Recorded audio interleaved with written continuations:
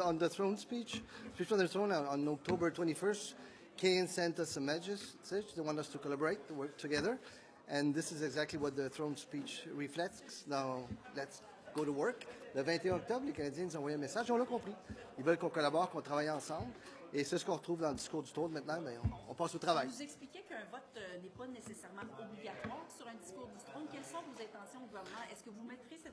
Il va très certainement y avoir un vote. OK. Comment vous comptez? Je disais qu'il faut travailler ensemble. Il y a des perches d'anciens têtes de monde dans ce discours. Moi, j'ai eu Comment vous voulez travailler avec eux? C'est du cas par cas. Et ça va toujours être du cas par cas.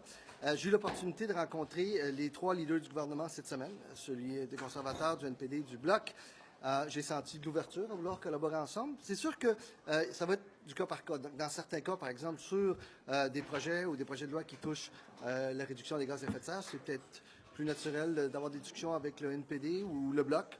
Dans le cas de la réduction des impôts pour la classe moyenne. Peut-être avec les conservateurs, on verra, mais ma porte est toujours ouverte. Alors, sur ce discours du trône, vous dites qu'il y aura un vote. D'où pensez-vous que proviendront les appuis? Faut voir. Moi, je suis ouvert aux discussions. J'ai discuté avec eux cette semaine. Je m'attends à discuter avec mes homologues sur une base, je dirais même quotidienne. Donc, j'attends leur réaction. Moi, je pense que c'est un discours qui reflète ce qu'on a entendu des Canadiens. C'est qu'on veut, on doit collaborer et on va collaborer. Focus on collaboration and working with other parties, and we heard it today in the House about decorum and improving it. How do you intend on doing that, and what are you going to do to reach out to the other parties by to try talking to to each change other. the decorum? I think it's fundamental that we talk to each other. This is exactly what I did this week. I spoke with, I had three private meetings with the House leaders, Conservatives, the NDP, and the Bloc Québécois. They all now have my cell phone. They can call me anytime. My door is always open, and I'm ready to have those conversations. And you know what? We said in the throne speech, good ideas can come from any party. Oui, mais là-dessus, justement, vous nommez 2 idées qui étaient déjà dans votre plateforme électorale. Mais il peut y en avoir d'autres. Oui, mais pourquoi vous nommez celles-là qui sont déjà les vôtres? Ça fait pas vraiment très Je vais en nommer d'autres cette semaine. Il peut y en avoir d'autres tout le temps. Mais c'est parce que là, vous mentionnez des idées qui sont déjà dans votre programme, donc c'est pas les idées des autres. On donne des exemples. Moi, ce que je dis, c'est qu'il y a des idées qui peuvent venir, de bonnes idées qui peuvent venir de partout. Et si je reçois un appel du House Leader d'un parti ou d'un autre qui me dit, regarde, je veux discuter de ceci, ma porte est ouverte, on verra ce qui est possible. Alors, le vote, c'est quand? On verra. When is the vote going to be? We'll see. Is there definitely going to be a vote? Because I understood there doesn't. There will be a vote. We have to see exactly when, but there will be a vote. C'est votre intention.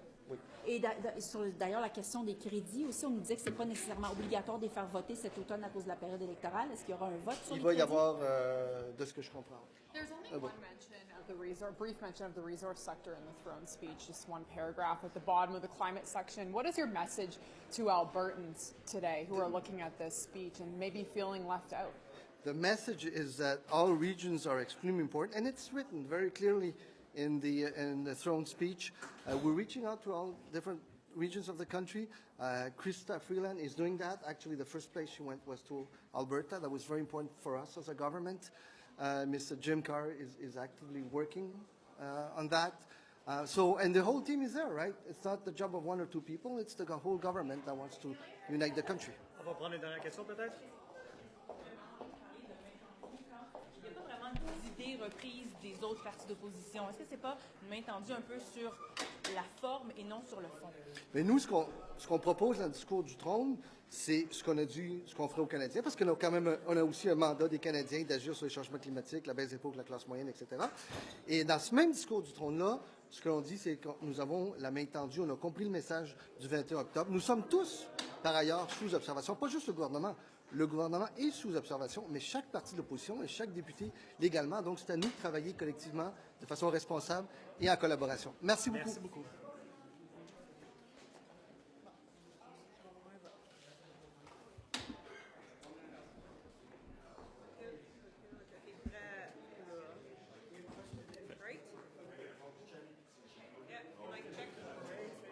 I check 1, 2, 1, 2, 1, 2, 3, 4.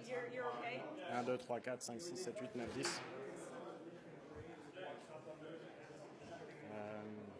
Non.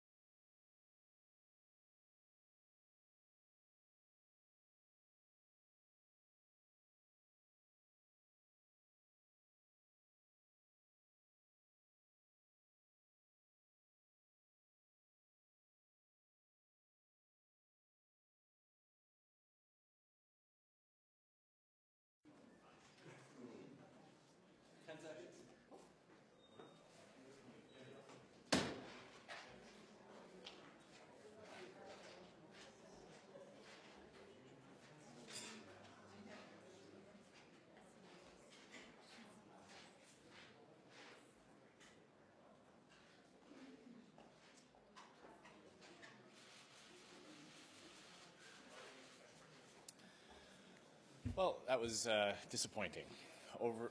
Today was an opportunity to show that over the last 6 weeks, Justin Trudeau has learned the lessons of the last election. Canadians sent him to government with the weakest mandate in Canadian history. Nous sommes déçus.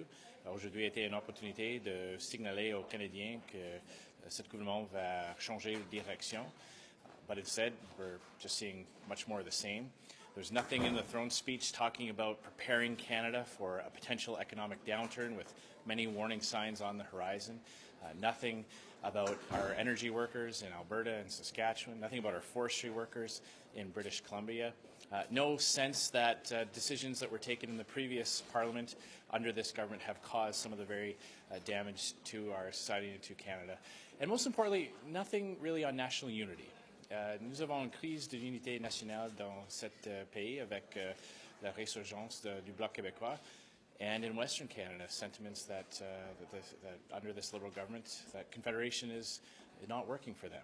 But luckily for Canadians, there is a party that is still going to fight to put Canadians first, that still believes in a united Canada, and that there is still someone running for Prime Minister who will put Canadians first and who believes in uniting Canadians, not dividing them. So over the course of tomorrow, when I respond to the throne speech, and over the course of the next few days and well into this Parliament, the Conservative Party will be showing Canadians how a Conservative government will keep Canada united, help Canadians get ahead and put their needs first. Monsieur Scheer, il y aura un vote, il y aura un vote. Throne speech and potentially triggering an election then? We are very disappointed in this throne speech. We are going to be moving an amendment to it, and we'll see what happens with that amendment. Quel genre d'amendement, Monsieur Scheer? Well, we'll be tabling that tomorrow when I give my response to the throne speech. It will highlight the things that we believe should have been in this speech, the missed opportunities that Justin Trudeau had to send the signal that he gets it, that he's heard from Canadiens. That wasn't in the speech that we saw today, so we will be proposing that. Dans le discours du trône, Monsieur Trudeau parle, le discours du trône parle bien de l'importance d'amener les ressources naturelles vers les nouveaux marchés. Il mentionne ça spécifiquement. C'est pas suffisant pour vous? Non, parce qu'il n'a pas nommé le secteur énergétique et aussi il n'a pas reconnaître le fait que c'est son propre pièce de législation avec 179 et 148 qui a causé le problème. Et je crois que les Canadiens ont besoin de voir un signal qu'il a pris une leçon de l'élection et c'est clair qu'il n'a pas. Mais très clairement, M. Scheer, vous allez en français là-dessus. Est-ce que vous allez voter contre le discours du trône et quelle sera votre stratégie à partir de ce point-ci? Aujourd'hui, pour demain, on va proposer un amendement et on va voir si le Parlement adopte notre amendement. There's only one brief mention of the resource sector in the entire speech, no mention of Alberta or Saskatchewan. What is this government's message to Canadians in those provinces? It's an extremely negative message. Justin Trudeau has caused the damage that is affecting our natural resource sector, our oil and gas sector. Billions of dollars of investment have left Canada, have left the energy sector to be invested in other countries.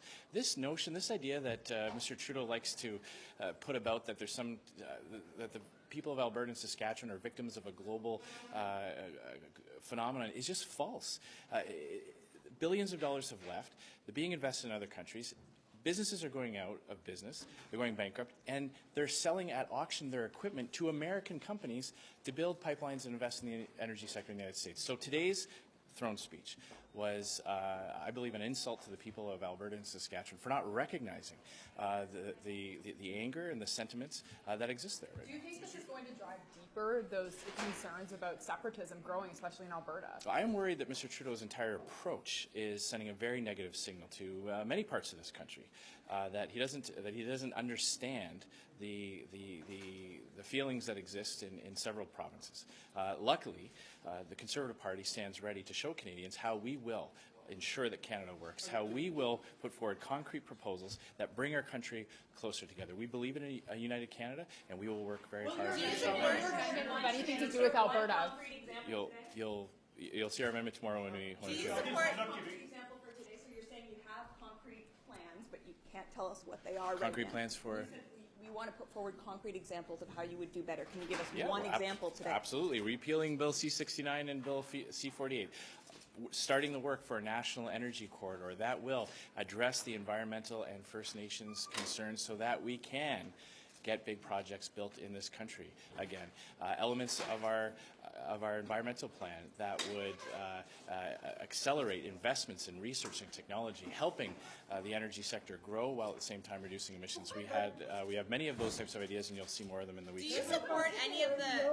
Il n'y a aucune province de mentionner dans le discours du trône. Alors pourquoi il aurait fallu qu'il en mentionne une ou deux? Mais on a deux problèmes. C'est une à l'ouest du Canada, mais au Québec aussi. Mais il y a des nouveaux députés bloquistes parce qu'il y a un nouveau sentiment au Québec pour appuyer une partie souverainiste. Je crois que peut-être pas nommer 10 provinces et 3 territoires, mais donner un signal aux Canadiens que le gouvernement, que le Premier ministre savent qu'il y a un problème aujourd'hui dans ce pays. Do you support anything in their climate plan specifically? Is there anything in what the Liberals are saying on climate change, policy-wise, that you support? I did see a mention to something that we had proposed around attracting investment, around business development, about investments in technology. We'll see what that looks like. Obviously, in a throne speech, you don't see all the details, but there was a mention to that. So we'll see where they go with that. Ça fait 2 fois que vous nommez le Bloc québécois. Pourtant, ce n'est pas eux qui menacent l'unité nationale, à ce que je comprends actuellement dans le portrait actuel du Canada. Ce sont plutôt les provinces de l'Ouest, l'Alberta en tête, avec le mouvement séparatiste. Alors pourquoi revenir avec le Bloc québécois et non pas avec ce mouvement séparatiste de l'Ouest? Mais il y a des députés dans ce Parlement qui ont été élus sur une plateforme de l'indépendance, ça c'est clair. Nous avons proposé aux Québécois et Québécoises des mesures concrètes lorsqu'on va respecter le Québec, donner au gouvernement du Québec plusieurs pouvoirs dans la matière de la culture et de l'immigration. On a proposé un seul rapport d'impôt unique. Nous avons proposé des mesures spécifiquement. M. Trudeau a rejeté beaucoup de ces idées. Alors, c'est clair que le Parti conservateur, pour améliorer la situation avec les sentiments autour de l'unité nationale. Vous aussi, mais les Québécois aussi ont rejeté vos idées. Vous avez perdu 2 sièges et votre nombre de votes en chiffre absolu a diminué au Québec. Alors, en quoi votre solution est meilleure que celle de M. Trudeau? Quand nous avons une situation où il y a, le Bloc québécois était presque fini pendant 2 parlements. Et maintenant, avec Justin Trudeau comme Premier ministre, après 4 ans, ils sont ici encore. Alors, mon travail, le travail de notre équipe pour les prochains quelques mois, c'est de montrer aux Québécois et tous les gens,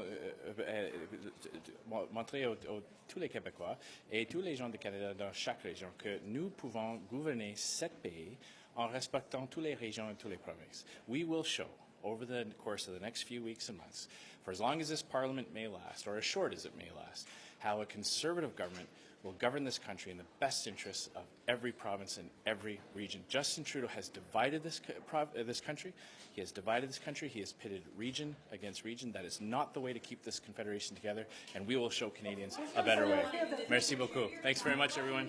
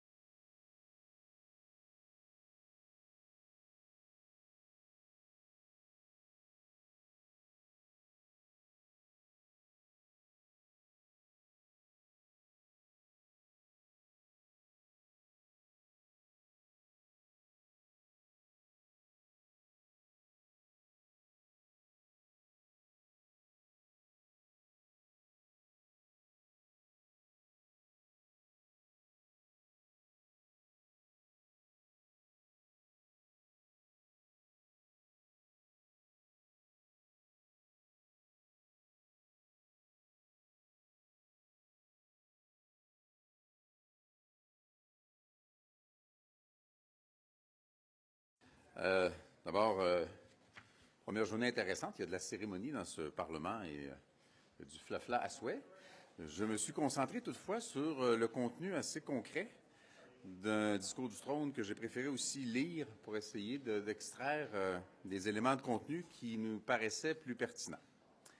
D'abord, on comprend bien que le gouvernement, c'est un passage obligé, le contraire eût été étonnant, dit « Nous prenons bien acte du fait que nous constituons un gouvernement minoritaire et que les Canadiennes et les Canadiens attendent de nous que nous collaborions et que nous soyons à l'écoute. » Il y a certains éléments où on doit admettre que ça se lit, ça se voit. Dans d'autres cas, moins. Il y a une notion que je veux soulever parce que ce gouvernement en particulier, et dans ce discours-là, parle des régions du Canada.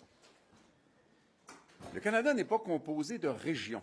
Il est composé de provinces, du Québec et de territoires. Et chacun de ces territoires a un Parlement. Et le Parlement a des juridictions qui lui sont propres. Il y a des compétences qui sont réservées à ces provinces, au Québec ou au territoire. Et en parlant toujours des régions canadiennes, c'est comme si ça désincarnait le fait que ces endroits-là ont des parlements et des juridictions, puis le gouvernement plus facilement se met un peu le nez là-dedans, puis parce qu'on est encore au niveau des grands principes, on ne connaît pas le détail, mais bien sûr, on a vu qu'il y avait des enjeux par rapport aux étudiants, par rapport aux services de garde, par rapport à quelques éléments qui, a priori, sont d'une juridiction, dans ce qui nous préoccupe, de Québec. Évidemment, il y a le cas de la santé. Le gouvernement dit « Nous allons nous préoccuper de l'accès à un médecin ». Mais le gouvernement fédéral n'engage pas de médecins. Québec engage des médecins. Québec engage des préposés aux bénéficiaires. Québec engage des infirmières. Et Québec, comme l'ensemble des premiers ministres du Canada, demande une augmentation du niveau des transferts à 5,2 %. Ce à quoi le gouvernement fédéral fait la sourde oreille et dit encore que c'est lui qui va décider comment ça se passe. Ça peut être dit poliment. On peut dire plein de choses poliment qui n'en sont pas moins, sur le fond, pas nécessairement correctes. Le gouvernement, et ça je le salue à cet égard-là, remplit sa promesse de commencer à verser les compensations aux agriculteurs sous le régime de la gestion de l'offre. Par contre, il y a des choses qui devaient être précisées. Il faut que le versement inconditionnel de cette fois-ci soit renouvelé pour l'ensemble de la période totale de 8 ans, ce qui n'est pas clair du tout à ce stade-ci. Il faut que les transformateurs qui sont liés aux produits sous gestion de l'offre soient aussi l'objet de compensation et surtout, il faut s'assurer que l'agriculture, et en particulier les secteurs sous gestion de l'offre, ne soient plus mis sur la table lors de négociations commerciales. Et ça, je m'attendais à le lire de façon très claire parce que c'est l'objet d'un large consensus. Enfin, il y a une absence, une quasi-absence dans le discours, c'est le mot pétrole. Mais il y a le mot pétrole, mais pas écrit pétrole. La phrase, écoutez, je vous l'ai dit, moi j'ai trouvé ça extraordinaire. Le gouvernement, dans la rubrique changement climatique, il faut le faire, là. Dans la rubrique changement climatique, on lit « Le gouvernement travaillera avec la même ardeur afin d'acheminer les ressources canadiennes vers de nouveaux marchés et offrira un soutien inébranlable aux hommes et aux femmes qui travailleront fort dans le secteur des ressources naturelles du Canada, dont plusieurs ont été confrontés à des situations difficiles dernièrement. » Écoutez, je comprends bien que le premier ministre veut s'adresser aux gens de l'Alberta et de la Saskatchewan, puis qui espère qu'en ne mettant pas le mot pétrole, ça va apaiser un certain nombre d'inquiétudes. Ça a presque marché. Mais pour moi, les ressources naturelles à exporter, c'est aussi l'hydroélectricité du Québec. C'est le bois du Québec. C'est les ressources minières du Québec. Alors, à défaut que le gouvernement ait le courage de mettre son intention réelle dans le discours du trône, moi, je me sens autorisé à en faire ce que je veux. Et je m'attendrai donc à ce que ce soit dans ce sens-là que les efforts soient déployés.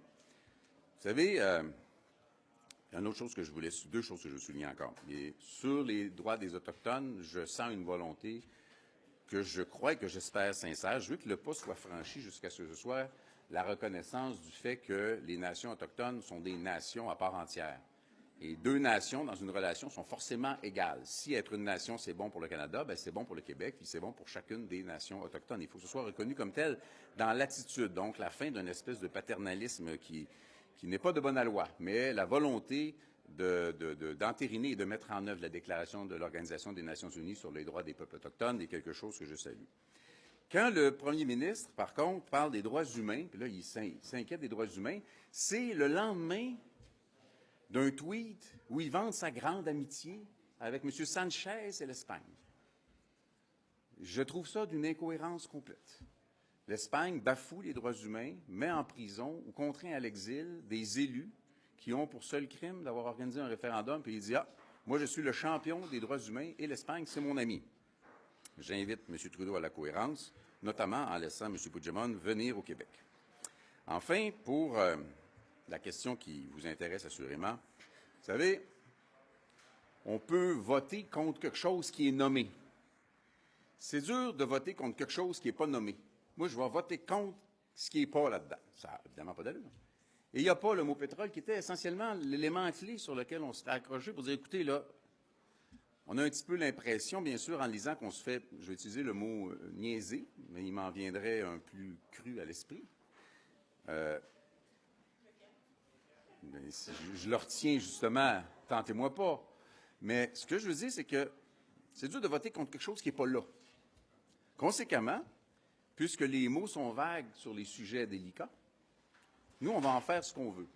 Et on va agir dans le sens de notre engagement à l'endroit des Québécois, c'est-à-dire servir le Québec et servir les intérêts du Québec.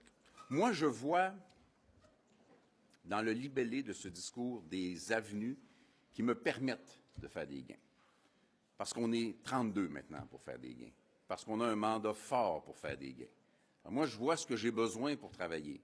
Le gouvernement sait très bien sur quoi on va s'accrocher. La preuve, c'est qu'il n'y a pas eu la colonne vertébrale d'écrire le mot pétrole dans la phrase qui parle de pétrole.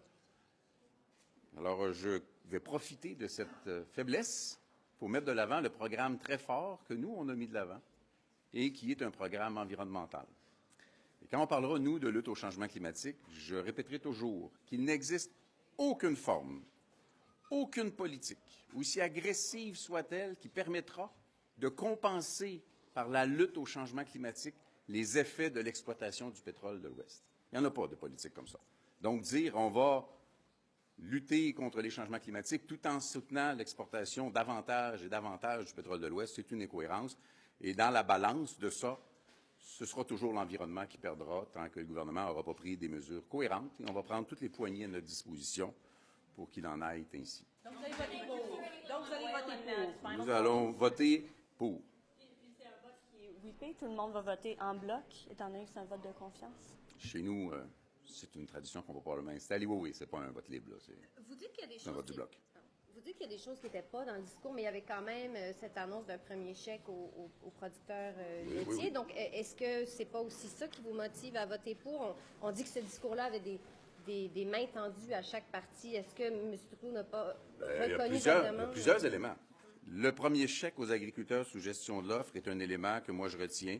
La volonté d'améliorer le pouvoir d'achat des aînés est un élément que je retiens comme étant favorable. Et oui, il y a quelques éléments avec lesquels on est d'accord, même la volonté exprimée. Il y a même dans la section sur la lutte au changement climatique, il y a de belles mesures. C'est favoriser l'acquisition de véhicules zéro émission, c'est parfait. Les nouvelles technologies environnementales, c'est parfait. Il y a de bonnes affaires là-dedans. C'est juste que les bonnes affaires servent de paravent à quelque chose qui reste une pas bonne affaire. Ce gouvernement-là reste, sans oser le dire, en faveur de l'augmentation de l'extraction, l'exportation et la consommation de pétrole, tout en se disant engagé à réduire et à faire obstacle au changement climatique, alors qu'il n'y a rien de réel et il n'y a rien de sérieux qui se passe pour faire de façon adéquate une lutte efficace au changement climatique. Malgré ça, vous votez pour? Oui, dans ça, je vote pour, parce que je vois dans ce discours du trône un nombre suffisant de poignées, notamment en matière environnementale, et notamment parce que le gouvernement ne nomme pas son programme pétrolier dans son propre discours du trône. Bien, c'est un peu dur de dire, écoutez, je devine une intention, alors je vais voter contre. Il ne l'a pas dit. Je comprends la phrase, je l'ai lue, là. Je me suis dit, ben, on rit de moi.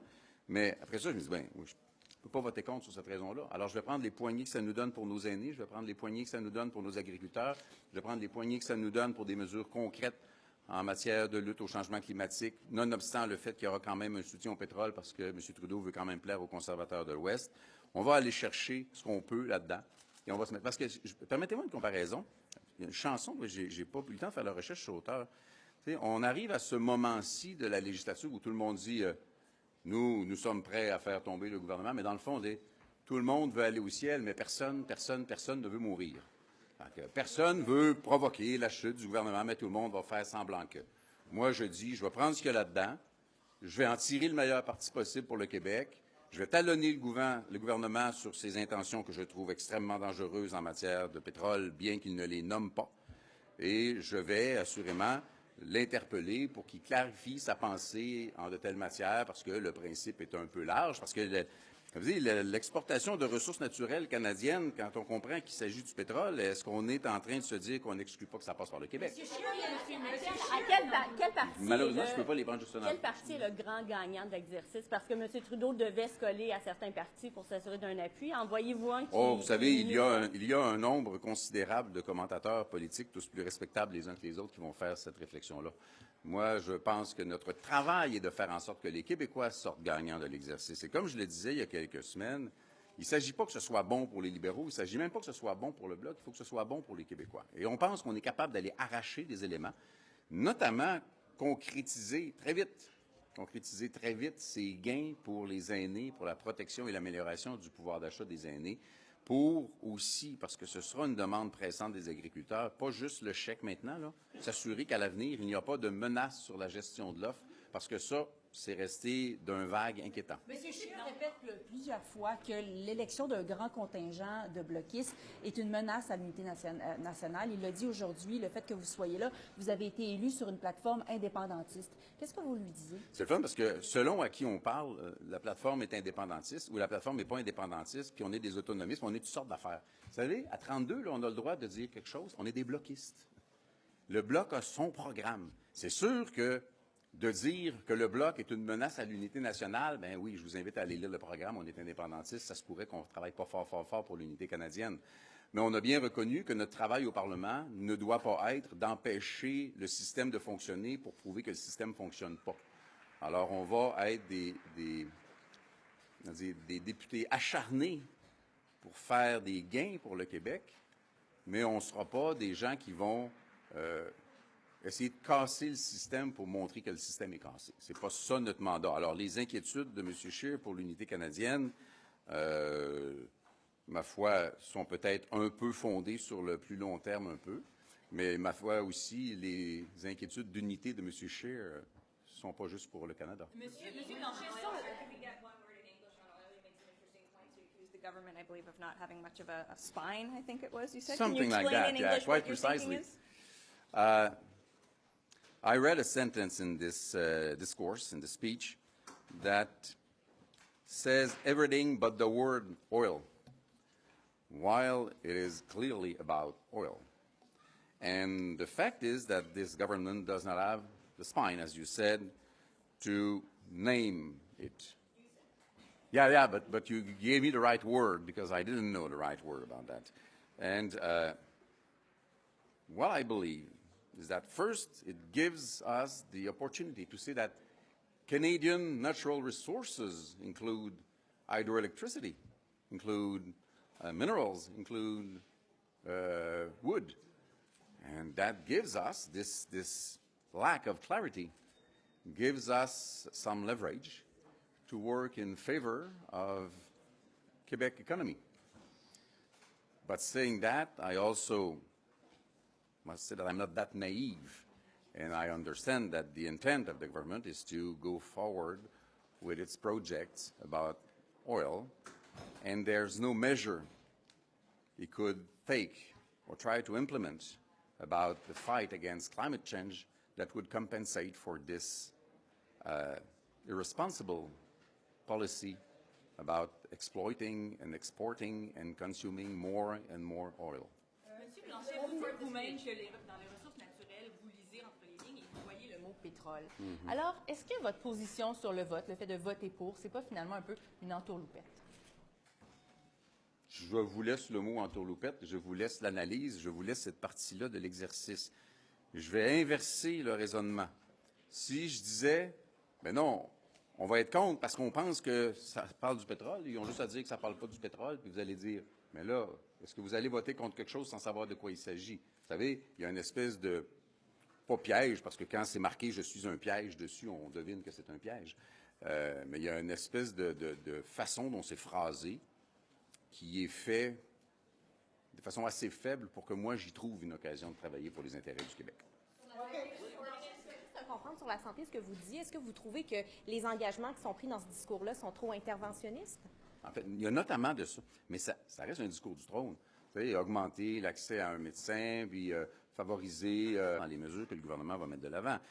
Mais les premiers ministres des provinces, avec le premier ministre du Québec, se sont rencontrés. Et moi, j'ai retenu 2 éléments fondamentaux de leur rencontre.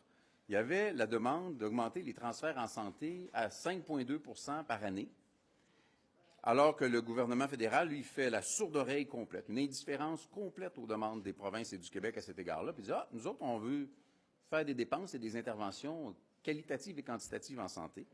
Et il y a aussi la demande des provinces et du Québec à l'effet que les évaluations environnementales des provinces et du Québec aient préséance sur celles du fédéral, ce à quoi le fédéral fait également la sourde oreille. On l'a compris, mais juste savoir, est-ce que c'est interventionniste ou pas? Bien, forcément. Forcément, mon raisonnement est à l'effet qu'en parlant de façon presque angélique des régions canadiennes, le gouvernement fait fi du fait que les régions canadiennes, c'est des provinces, c'est des territoires, c'est le Québec, que tout ce monde-là a un gouvernement, des parlements avec des compétences et des juridictions qui leur sont propres. Et le gouvernement fédéral est toujours en train de se trouver des manières d'intervenir là-dedans. Et les gouvernements des provinces et le gouvernement du Québec doivent constamment lutter pour protéger ces champs de compétences. Why you're going to support the speech, you think? I'm going to support the speech because I see in that speech many opportunities for us to not to take what is intended to be given because it's not that clear, but to get things, to make some gains for Quebec. And the fact that it is so unclear about oil makes it so that it's hard to vote against something which is not even named in the speech, even if we understand well that this is the intention. Dernière question. Ça va être il va en avoir 2 dans une avant. Vous dites, bon, c'est pas un piège, etc., mais j'en viens un peu à ce que voulait dire ma collègue, pas une entourloupette, mais est-ce que, dans le fond, vous dites, vous trouvez cette poignée de l'absence du mot pétrole pour vous éviter juste parce que vous ne voulez pas mourir, comme vous disiez? Écoutez, dans mon bureau, quand je lis les documents, je fais quelques raisonnements tactiques ou stratégiques qui m'appartiennent, puis il y a des bonnes chances que je me les garde pour moi. Mais évidemment, si le gouvernement, allons-y par l'exemple clair, si le gouvernement avait dit « Nous allons prendre l'argent de tous les Canadiens, de toutes les Canadiennes, incluant les Québécois, pour fabriquer davantage de l'éoduc », il m'obligeait un petit peu à dire « Ça n'arrivera pas ». Si, en revanche, il avait dit nous renonçons à Trans Mountain, on aurait dit on vote pour avec enthousiasme. Et là, il s'est mis à une espèce de position mi-figue, mi-raisin, d'une ambiguïté qui a suscité le mot entourloupette, qui me donne l'occasion d'aller chercher des gains pour les aînés, des gains pour les agriculteurs, et qui me permet de dire hey, dans vos ressources naturelles, on va mettre l'hydroélectricité québécoise, on va mettre le bois, on va mettre les ressources minières, et on va continuer à s'opposer à une augmentation de l'exploitation du pétrole. Après, à ces 3 sujets-là, est-ce que d'autres, vous avez dit, il y a des avenues pour nous, pour aller chercher des gains. Est-ce qu'il y a d'autres avenues que ces 3-là? Les principales, c'est clairement ça. J'ai un intérêt du côté de ce qu'il entend faire au bénéfice des Premières Nations. Ça aussi, je l'ai mentionné. Il y a quelques autres éléments qui ne me viennent pas à l'esprit parce que, comme vous voyez, j'ai pris un peu plus de notes que ce que j'aurais dû pour être capable de les résumer. Merci beaucoup. Merci. Ah oui, non. Tout le monde va aller au ciel, personne ne veut mourir. Oui, c'est ça, c'est beaucoup. C'est plus ancien que Luc. Voilà. Même moi, j'étais jeune. Messieurs, dames.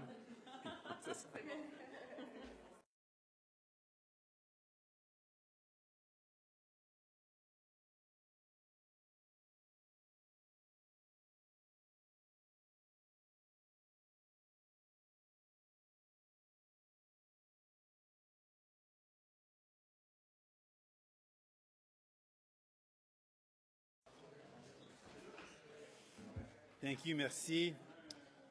After hearing the throne speech, if the Liberal government thinks that this is good enough to deal with the struggles that people are facing right now, then they are wrong. This is not good enough.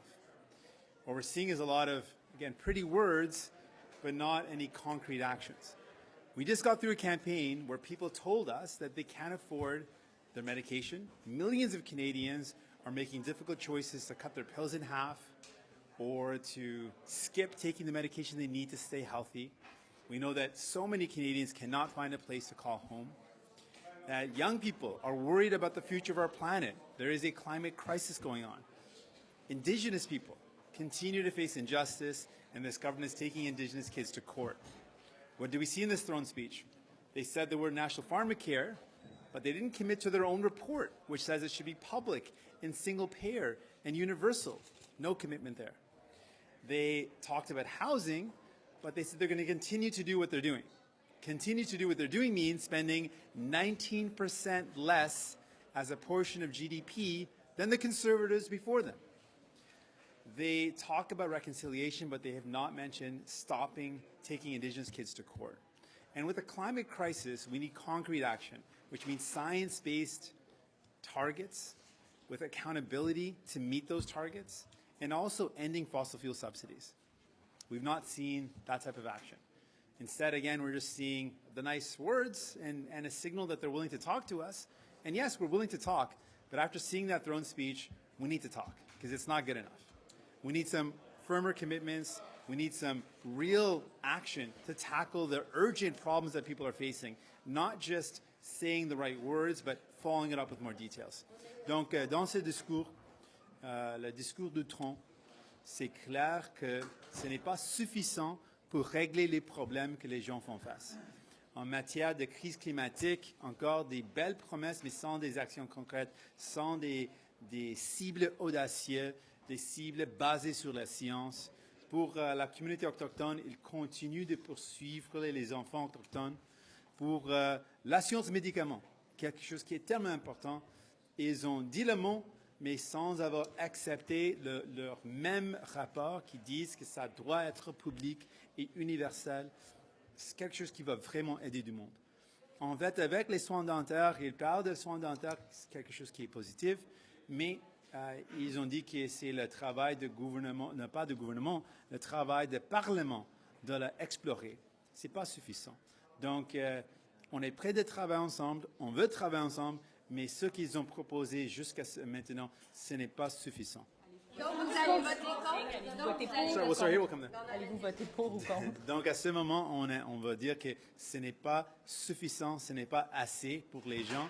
On est prêt d'avoir des conversations. Je veux avoir des conversations pour améliorer les promesses, pour avoir plus de détails. Mais à ce moment, ce n'est pas suffisant. Vous allez voter pour ou contre? Are you looking for these conversations before the vote? Basically, is that what you're trying to do? Yes, absolutely. At this point in time, we are not satisfied with what we're hearing. But our goal, as always, is not to tear down government. I don't want to seek ways to put us back into election, but I want to seek ways to make this government work for people. And right now, this is not what people need. People need real commitments. These are real crises that people are faced with. And what they're offering is not proportional to the seriousness of the problems that people are going through. We need real action on housing, on healthcare, on fighting the climate crisis, justice for Indigenous people. It's not what we heard in the throne speech. Donc, des changements, vous voudriez des changements ou un amendement au discours du trône? Le discours du trône, c'est des déclarations d'intention, c'est jamais très précis. Est-ce que vous attendiez à quelque chose qui est plus qu'un discours du trône, finalement? Donc, un exemple que je peux donner, c'est quand ils ont parlé d'un élément prioritaire comme leur réduction des taxes pour les classes moyennes. Ils ont donné les détails avec des chiffres, avec un plan, avec une date, parce que c'est un enjeu prioritaire. Mais pour les autres engagements, aucun détail. Ça me montre qu'ils ne sont pas sérieux de faire le travail. Mais je suis ouvert quand même. Si le gouvernement montre qu'ils ont apprécié que c'est un gouvernement minoritaire, ils sont prêts de faire des actions concrètes. Je veux avoir des conversations, de s'assurer qu'ils sont prêts de faire quelque chose de nouveau. Mais ce qu'ils ont proposé, c'est exactement ce qu'ils ont dit pendant la campagne, avec peut-être une petite différence avec les soins dentaires, mais pas un grand élément. Mais donc, vous voudriez Yeah. voir quoi? They're just proposing the same thing that they did before and that they aren't listening. What makes you think that they're going to change their mind and change their mandate that's in this throne speech? And are you optimistic that even with these conversations that the Liberals will move and compromise? Well, I hope they will, because this is not good enough. And I want to make it really clear. Like, I want government to work. I want government to work for people. And I want to solve the problems that people have told me about. And I think we can do that. But with this throne speech, it does not give me the confidence. On the things that are so important to Canadians, they don't have any details. They have one line on national pharmacare. It sounds like they're moving backwards. They don't commit it to being universal. They don't commit to their own report. So this is problematic. It's not showing a real commitment to dealing with something that Canadians, by and large, believe is necessary. We're the only country in the world that has a universal health care that doesn't also have a pharmacare program. We need it to be real and concrete. And I'm hopeful the government understands that this is not status quo. This is a minority government. If they want our support, they've got to work for it. It's not good enough. Yeah. Quelque chose qui va aider tout le monde. Donc ça, c'est un élément.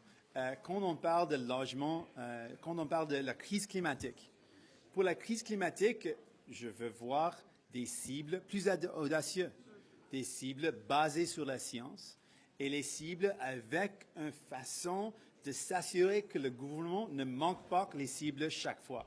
Donc, un mécanisme de forcer le gouvernement de faire le travail. Donc, il y a plusieurs choses qu'on veut voir, mais on est toujours ouvert. On veut travailler avec le gouvernement. Je veux voir des actions concrètes, des propos détaillés, et ce qu'ils ont livré, c'est un contraste avec leur enjeu prioritaire, beaucoup de détails. Avec les engagements qui ne sont pas prioritaires, des commentaires vagues. Ce n'est pas suffisant. Donc, je veux juste, can we just finish on this question? Yeah. Je veux juste, donc, ce que vous dites, c'est, s'il n'y a pas ces amendements-là, vous allez voter contre.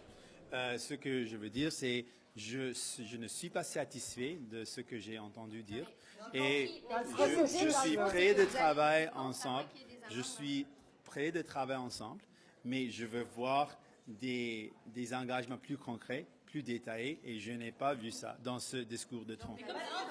You want to vote for this speech? Is that not like that seems to be the message between the lines? Is you No, want not to at see all. some changes and then the NDP are going to vote for it? Not at all. I don't want to be taken for granted, and I think that this throne speech is trying to take us for granted. Just trying to assume that you could say the right words without any real commitments and somehow assume that we're going to follow through. No. If there's not real action on these things, we don't want to hear words just for the sake of the words. We want to see some commitments that actually show that they're really going to do this. I'll give you an example. When they talk about the middle class tax cut, they've got dates, they've got money. That's a detailed promise. When they talk about national pharmacare, it's actually less than they mentioned before. It's not universal. They haven't accepted their own report. I'm not saying they have to have a 15-point plan and lay it all in detail, but they've got to, at the minimum, what I've asked the Prime Minister to do is publicly accept his own report. The Dr. Hoskins report states clearly that a universal pharmacare should be public and single payer. I'm asking the government to accept their own report. They didn't accept their own report in this throne speech. That to me is problematic. How can we have confidence that this government really wants to move ahead with it if they're not accepting their own report? Vous êtes au Parlement, il y a une procédure. I'll come to you right Le discours du trône a été déposé, il peut être amendé, mais après ça, il y a un vote qui est sur le document qui est là. Donc, vous voulez des amendements au discours du trône. Donc, ce que je veux voir, c'est un élément de, pas des belles paroles, mais des actions concrètes. Donc, ce qu'ils ont fait dans ce discours, c'est des belles promesses. Mais si je peux parler avec M. Trudeau, si je peux avoir une confiance, des engagements de faire plus que ça, je suis prêt de travailler ensemble. Mais sans avoir des engagements, sans avoir des propos publiquement où ils disent que je suis pour, où le Premier ministre dit qu'il accepte le rapport de le Dr. Hoskins. Ça, c'est un élément que je veux voir. Je veux voir un acceptement. Je veux voir qu'il accepte le rapport qu'ils ont fait eux-mêmes. Je veux voir des éléments concrets, je veux voir des actions concrètes, je veux voir des engagements concrets. Ce qu'on voit, à ce moment, c'est seulement des paroles sans avoir des actions concrètes. If the speech goes as is, you're voting no. As is, it's not good enough. And so I want to see more. And at this point, I've very clearly not closed the door. So if you're trying to get me to close the door is not closed. But I'm not happy. I'm trying to communicate very clearly. I am not happy with this throne speech. And what I'm looking for is something more than this. And I'm not limiting what that is. I'm not saying it has to be one thing or another. But I want the Prime Minister to understand that he's not just going to get our support by putting out the words that we've said without actually making it a real commitment. And what he's done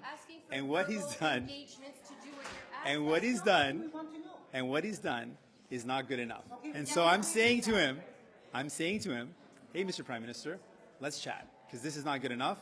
I want to see something more clear. And I've told you what I want to see. Let's see a real commitment to universal pharmacare that's public and single payer. That's what I want to see. You can write that.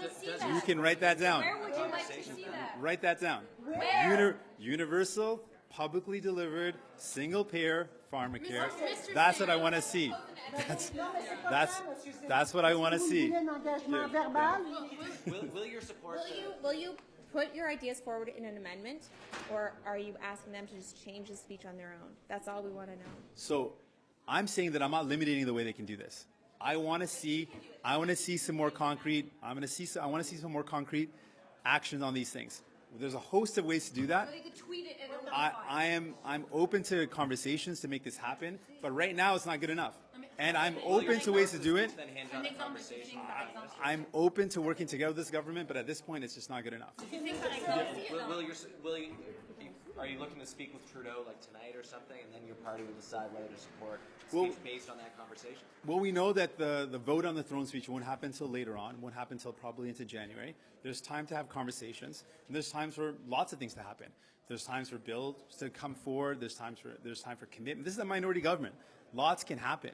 I don't want to limit what the Prime Minister can do or not do, but I want to put out some clear markers. Unless I see some real commitments that will actually make people's lives better, then I'm not going to support this.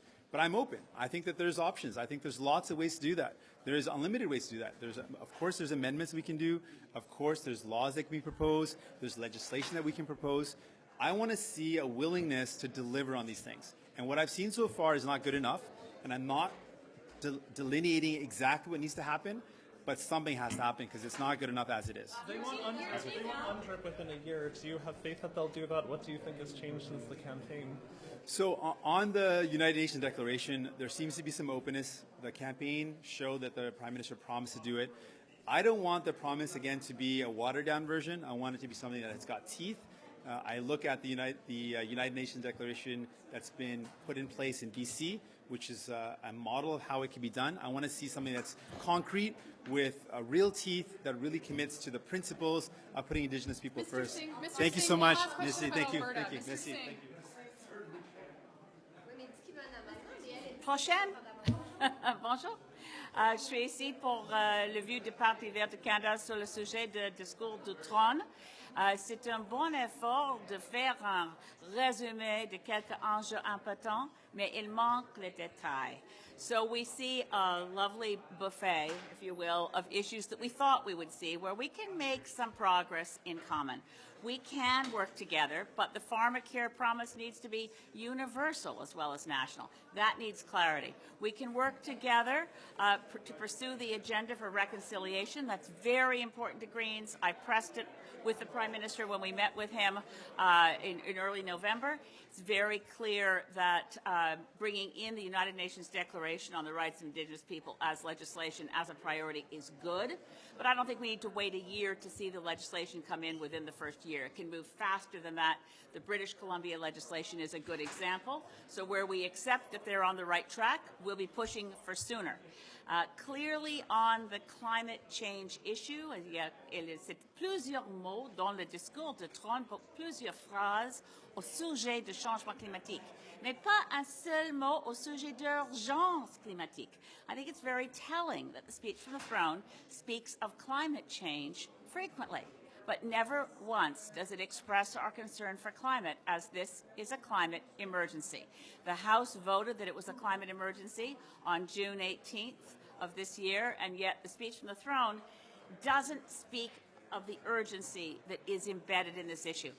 That said, it's a very good move that the Liberals in the election said that they will achieve carbon neutrality by 2050. But you simply can't get to net carbon neutrality in 2050 with the target and the plans we now have in place. We need more, and given that right now the world is negotiating in Madrid for more climate action, I would wish so much that the Prime Minister would get on a plane, get to Madrid, and make a commitment that Canada will hold to the advice of the IPCC, that globally we need 45% reductions against 2010 levels by 2030, which implies for Canada a 60% reduction. Je suis ici avec mon chef adjoint Québec, Daniel Green, et aussi le leader le chef du Parti vert du Canada, mon ami Joanne Roberts. Nous sommes disponibles pour les questions. Vous avez toujours l'intention de voter contre le discours? Absolument. Nous allons faire une ligne rouge ou peut-être une ligne verte. Ligne verte. Que nous sommes pas, ce n'est pas pour nous possible d'imaginer de voter confiance dans un gouvernement qui manque ainsi ce sujet du changement climatique qui était basé sur la science, dans la science. Well, we have been very clear that we have a commitment that it's a commitment to our own children. We can't, it's not politics, it's science. We cannot vote confidence in the government on any confidence vote until and unless they have a target for 2030 and a plan to meet it that is consistent with the science, which implies basically doubling the current target. It's also until they don't abandon TMX, right? That's what well, you can't have. Well, that's right. C'est la même chose. C'est pas possible d'avoir un nouveau oléoduc pour le transport de sable bitumineux et en même temps faire les choses qui sont nécessaires contre l'urgence climatique. You also can't approve the tech frontier oil sands mine. This is on the Cabinet's desk. I would hope that we will have more focus on this in talking to Jonathan Wilkinson, in talking to Seamus O'Regan. We are looking at a proposal that has already gone through the environmental assessment process, even though the Joint Review Panel found massive environmental devastation that would be irreversible from this oil sands mine. The Environmental Assessment Joint Review Panel, under the Harper Old Rules, recommended that the project be approved in the public interest. We're calling very publicly on Minister Wilkinson and the Prime Minister to say no to the Tech Frontier oil sands mine and to get itself out of the absurdity of wasting $10 to $13 billion more on building a Trans Mountain pipeline. So far, not a single leader has come out saying that they like anything, really, in the throne speech. And that means that we could potentially be going into an election. How damaging would it be if none of the parties vote in favor, including your own, and we're back to an election in months? I don't think it would be damaging. It would be called democracy. But I don't think it's likely at all. As much as Greens base are, I don't want to sound holier than thou, but we are. So, sorry, just kidding around. I don't want to sound facetious about this, but the reality of the other parties is they don't decide to bring down a government by looking at the principle of the matter. They decide by looking at their bank account. They're broke. They don't want to go into another election too soon. And I think we'll find Mr. Singh will conveniently find that there's something about the speech from the throne he likes enough to avoid going into another election right away. Mr. Blanchet probably find for some reason he likes the speech from the throne enough. We'll see. Mr. Trudeau, I think, will have available dancing partners even when the Green Party says no. We can't vote confidence in any government that doesn't put climate action at a level and a commitment and a seriousness of purpose that meets the urgency of the climate emergency. Madame, est-ce que vous attendiez à des nouvelles cibles pour 2030 dans le discours du trône? Oui, j'ai l'idée que c'est possible.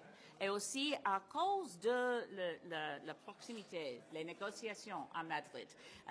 Le ministre Wilkinson va participer la semaine prochaine, moi-même aussi, les autres députés de tous les partis dont notre Parlement sont membres de notre délégation canadienne à Madrid. Et à COP25, c'est la question clé pour tout le monde. Où est le leadership? Où est l'engagement vers le niveau de réduire les gaz à effet de serre et aussi avec l'urgence. C'est pour ça que je suis un peu déçue qu'il n'y ait pas les nouveaux cibles dans le discours de Trump. Mais M. Wilkinson a dit dans une entrevue avec Globe and Mail qu'il est disponible, il est ouvert à un changement de notre cible, mais à mon avis, il explique en façon qui peut-être c'est une question de quelques mois, peut-être une autre année. Ce n'est pas avec urgence qu'il a expliqué son processus pour changer notre cible. Mais vous auriez voulu les cibles dans le discours du trône? Je pense, wait, look, we have in the speech from the throne a commitment for cell phone rates to be reduced 25%. If we can be that precise about cell phone rates, why can't we be specific about what we do to ensure that the world remains habitable? It's a rather larger issue.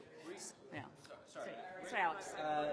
Were you I might be misremembering this, but were you concerned at all that there, in the environmental section, there wasn't a reference to the accountability mechanism that they want to set up, the expert panel, and also the Just Transition Act? Like a few of the provinces. There were a number of things. Obviously, there were a number of things missing, even in the Liberals' previous promises. We raised this yesterday in our press conference. We really want to see the Just Transition Act moved on. We need to alleviate the concerns of workers in the fossil fuel sector. They are skilled workers. Their skills are transferable. We need to use the principles that were found in the special commission that the government put in place in the last Parliament that looked at coal sector workers. The principles of that commission, their findings, should guide a Just Transition Act. We need to work on that. We also didn't see in the description of the legislation that gets us to carbon neutrality by 2050. Yes, 5-year by 5-year increments. We need clarity. Will that start in 2020? That's when they should start, not 2030. And will we know what that accountability mechanism looks like to ensure that there's an independent assessment of how far the government is towards its targets 5 years by 5 years by 5 years. Fight climate change, but the government will also work just as hard to get Canadian resources to new markets. Yes, they are firmly committed to cognitive dissonance. They are firmly committed to doing two things that are completely mutually exclusive, doing them at the same time. What does that mean to you? Well, it means they want to build the Trans Mountain Pipeline, and they're going to have to face the facts and face the science and realize that $10 to $13 billion of Canadian public money will be better spent bringing in renewable energy, creating new jobs in other sectors, but that building Trans Mountain Pipeline is a very bad idea. So seeing that line there is not a surprise, but further evidence that they haven't quite learned the lesson of marching with 500,000 people on the streets of Montreal September 27th. It's great for Justin Trudeau to march with Greta Thunberg. It's time for him to listen to her. Listening at all after this election where he had a minority government? Is he listening? I think, well, this is an attempt to, as I said, this is a smorgasbord of things people want. We can work together on pharmacare as long as it's universal. We have to persuade them. We have to point them at the Hoskins report, make sure they understand it. We can work together on getting UNDRIP in sooner, faster. We can work on lifting boil water advisories. We can work on gun control. There are many things in this speech from the throne that are positive. But we didn't see, I really wanted to see abortion access protected in the speech. I would have liked to have seen a specific reference to the Clinic 554 in Fredericton, that they're going to protect it. They're going to get a lifeline of funding there.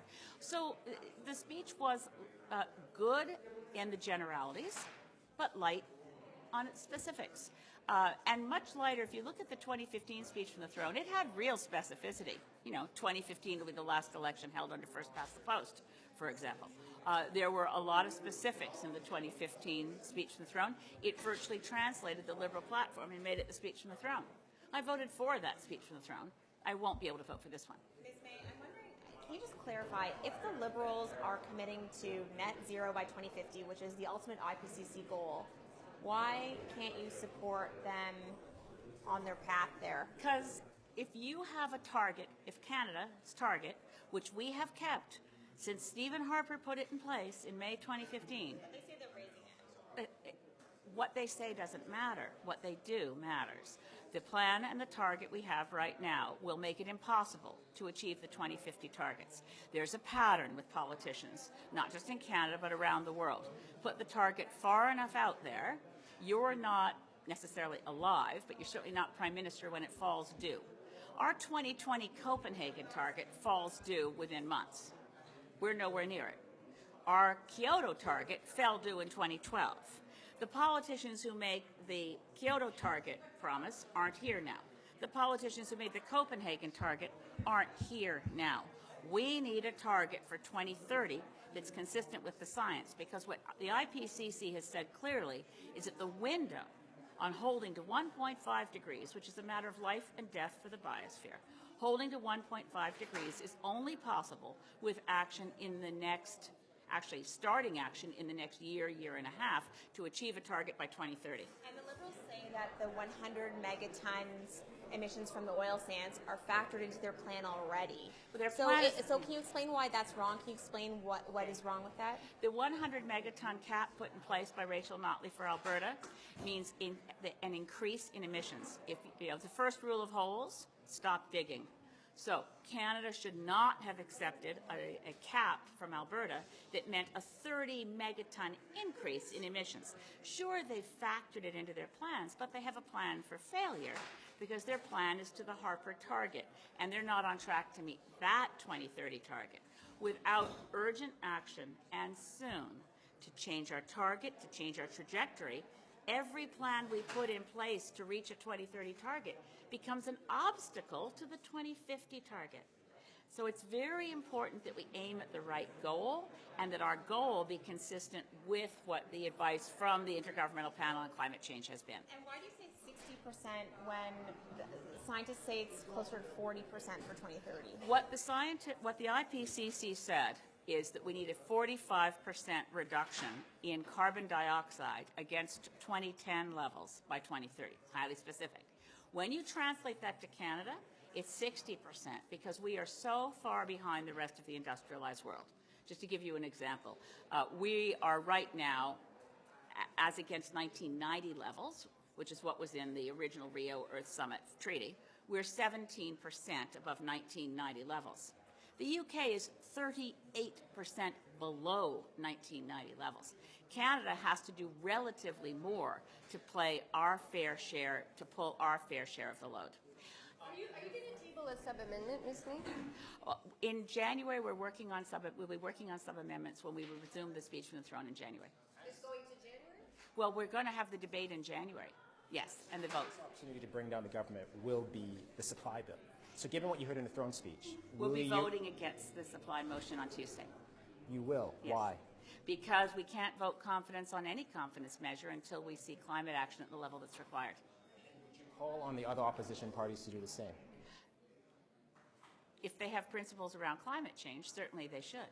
Excuse me, I'm just being told I'm completely out of time, but thank you very much.